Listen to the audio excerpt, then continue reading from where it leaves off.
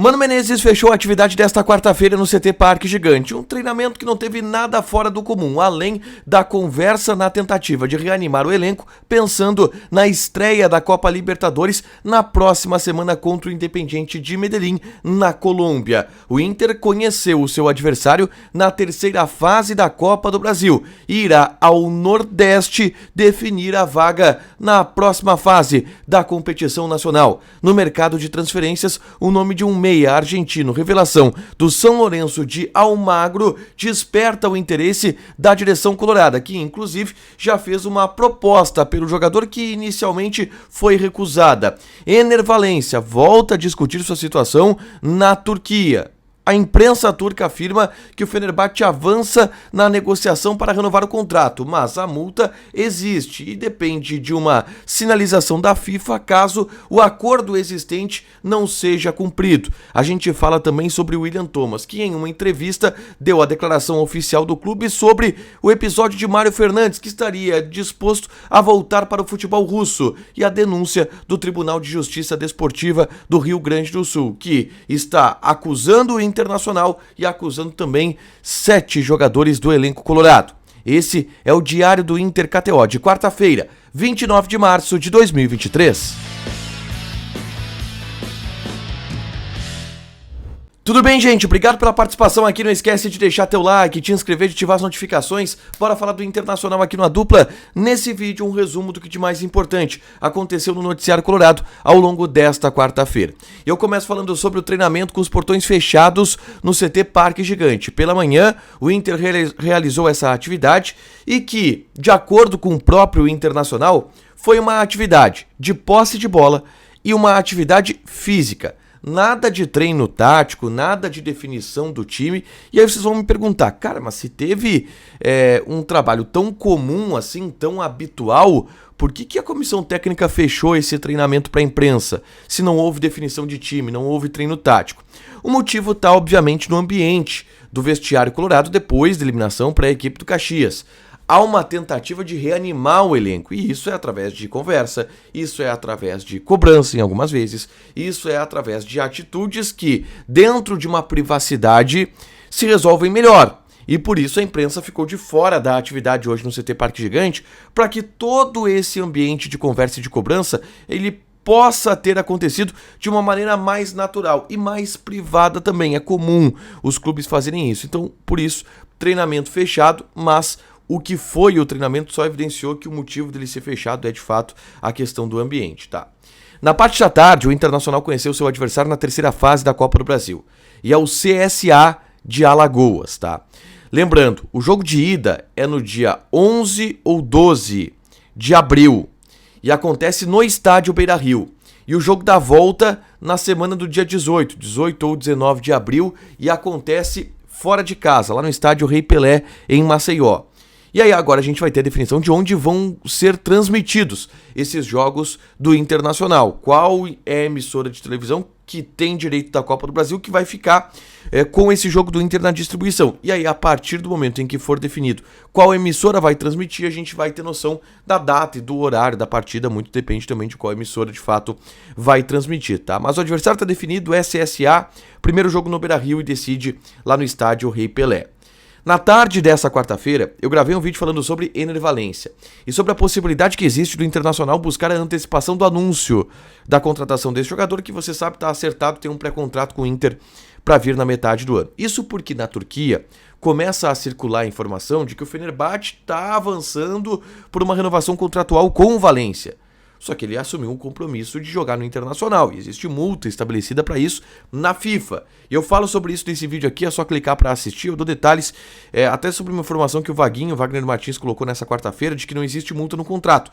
E de fato, até porque não é um contrato entre Inter e Valência, tá? É um pré-contrato. O que é um pré-contrato? É um documento onde o jogador sinaliza que vai assinar um contrato e se compromete a assinar um contrato. Mas não é um contrato, é um documento, o pré-contrato.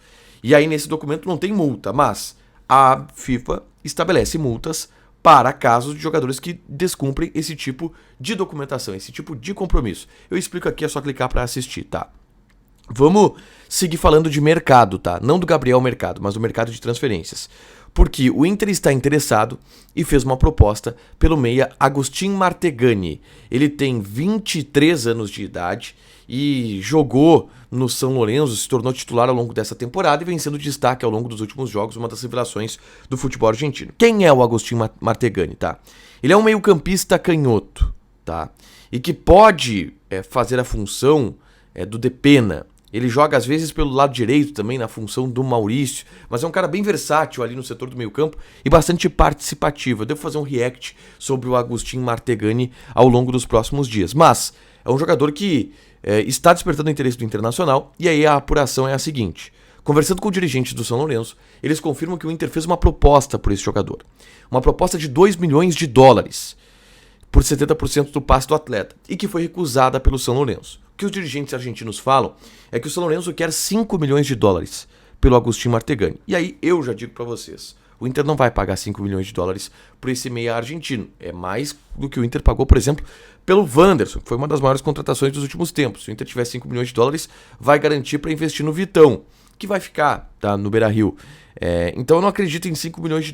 2, talvez, mas essa é a informação que vem do São Lourenço da Argentina, então a negociação ela é bem complicada e complexa, tá? Na tarde dessa quarta-feira também, hoje é quarta, não é sexta, dessa quarta-feira, o William Thomas deu uma entrevista pro pessoal da Rádio Guaíba. E nessa entrevista ele falou sobre Mário Fernandes. Ontem eu trouxe a informação que vem da Rússia, de um dirigente do CSKA Moscou da Rússia, o Roman Babaev, de que ele conversa frequentemente com o Mário Fernandes e que o Mário Fernandes está disposto a voltar para a Rússia, tá? E aí o William Thomas diz que não, que o Mário Fernandes está amplamente focado no Internacional, que o Inter conversa constantemente com o atleta, que está aqui em Porto Alegre, e que não foi procurado pelo CSKA e que não tem motivo ainda para se especular qualquer tipo de saída desse jogador. Essa é a posição oficial do William Thomas. Agora, vamos tentar pensar um pouco aqui com a cabeça do Internacional. Cara, o Mário Fernandes ganha seus 500 e poucos mil por mês. Jogador que não tá dando resposta, não tá conseguindo nem se afirmar como um reserva consistente do Bustos. Daqui a pouco, se ele oferecer, cara, eu quero voltar pra Rússia e rescindir o contrato de graça, pode ser um bom negócio. Mas isso a gente vai ver ali pra frente, o Inter oficialmente negou que o Mário Fernandes possa estar de saída, tá? Tivemos nessa quarta-feira a denúncia do Tribunal de Justiça Desportiva do Rio Grande do Sul em razão dos episódios que aconteceram no pós-jogo contra o Caxias. E aí, o Inter foi denunciado, tá? Em função das invasões de campo que aconteceram dos torcedores. E aí existem duas possibilidades dentro do artigo que o Inter foi enquadrado, tá? Uma delas é uma multa de R$100 a R$100 mil. E a outra delas, se a invasão de campo ela for considerada grave, e ela foi grave, os torcedores que invadiram colocaram em risco a segurança dos jogadores, a segurança de muita gente, agrediram os jogadores do Caxias, isso pode resultar em uma suspensão e uma perda de mando de campo do Internacional. E aí, essa perda de mando de campo, ela pode ser feita em dias, ou seja, 30 dias, 60 dias. E aí valeria até para Campeonato Brasileiro ou em jogos. E aí valeria só para o Campeonato Gaúcho. O pleno do TJD, vai analisar essa situação, mas a denúncia do Inter foi nessa, invasão de campo. Além disso, todos os jogadores expulsos do Internacional, mais o Gabriel Mercado, ou seja, vou tentar lembrar todos de cabeça, tá? Emerson Júnior, John, Baralhas, Matheus Dias, Depena, Alan Patrick, Moledo, e aí mais o Mercado, que não foi expulso, mas foi denunciado pela Procuradoria do TJD, porque nas imagens são mostradas agressões deles, foram denunciados. O Depena e o Matheus Dias não participaram da briga, tá? Eles foram denunciados normalmente o Depena por um lance de jogo, não vai pegar suspensão, mas tem que haver esse julgamento de todas as expulsões. E o Matheus Dias ali trocou ofensas com o jogador do Caxias, não tão grave quanto os outros jogadores que foram expulsos, os 5 que foram expulsos da briga. E aí eles vão responder e eles podem perder jogos, ou podem ter jogos de suspensão também no Campeonato Gaúcho. É essa a situação. O TJD vai analisar nos próximos dias essa denúncia, tá?